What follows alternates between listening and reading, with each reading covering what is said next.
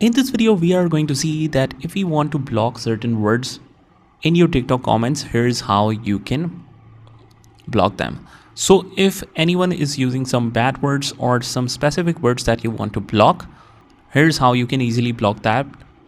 First of all, just click on the bottom right hand corner and click on the profile icon of yours. And from here, we click on the three lines at the top right and head over to the settings and privacy. Now, once we are in the settings and privacy, we will scroll down a little bit until we reach this section, that is comments. We click on that. And from here, we can click on filter specific keywords. Now, we want to enable that filter and you want to write any specific word that you want to block.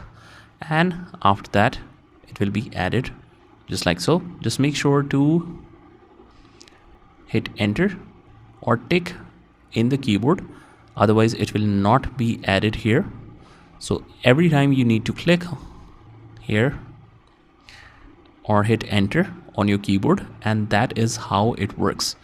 Just open that up again to make sure that this specific keywords filter is still enabled. So that is pretty much it. I hope you found this video helpful, and if you did, hit the like button and subscribe to our channel, and I will see you in the next one.